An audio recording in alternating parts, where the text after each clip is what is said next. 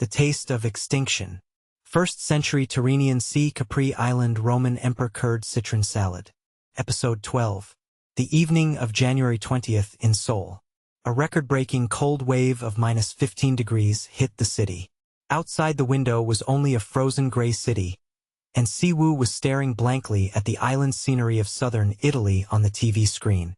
The couple on the screen were laughing while wearing short sleeves under the pouring Mediterranean sunshine, eating a pure white cheese salad. Ha! That place looks like heaven. Siwoo pulled his lap blanket tighter and took a bite of the authentic Italian Capri salad, ordered through a delivery app. But what entered his mouth was not the Mediterranean sun. Ugh! Cold. The mozzarella cheese, which had become as rubbery as elastic from being left in the refrigerator too long, snapped without any aroma, and the out-of-season greenhouse tomatoes tasted only of bland water. The artificial sourness of the cheap balsamic glaze drizzled on top made Siwoo frown. The gap between the warm scenery on the screen and the cold, tasteless reality in his mouth made Siwoo even more depressed. Upset again from eating something tasteless, aren't you? Unnoticed, Minwoo approached from behind the sofa and hugged Siwoo tightly. His warm body heat spread across Siwoo's back, melting his frozen body.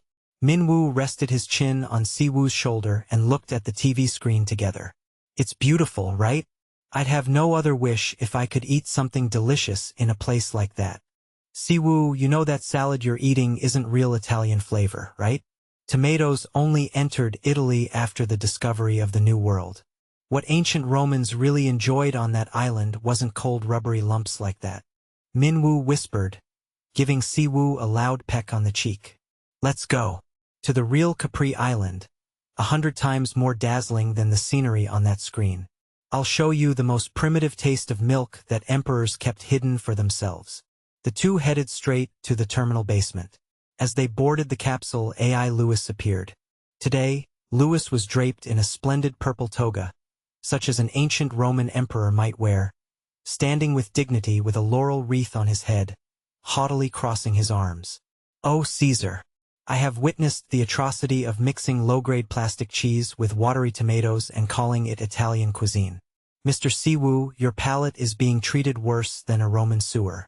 Mr. Minwoo, for leaving your lover at such a terrible table, I feel like throwing you into the Colosseum." Louis fluttered his toga and projected a map of Capri Island, a resort of the Roman Empire, around the 1st century AD. The destination is 27 AD, Capri, where Emperor Tiberius's villa was located. At that time, this place was a secret paradise for emperors and nobles only.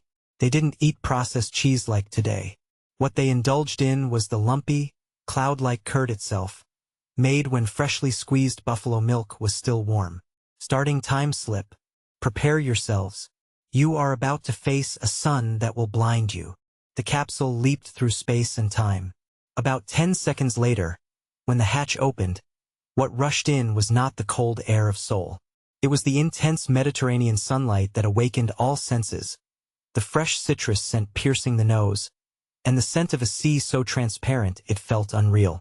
The scenery before their eyes was overwhelming. They stood on a sheer cliff terrace on the island of Capri. What first dominated their vision was the unreal color of the Tyrrhenian Sea spread below. It wasn't just blue.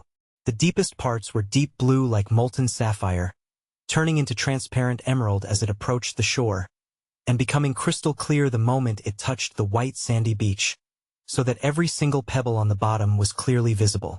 The surface sparkled dazzlingly as if hundreds of millions of diamond powders had been sprinkled under the intense sunlight, and white foam broke over it like lace.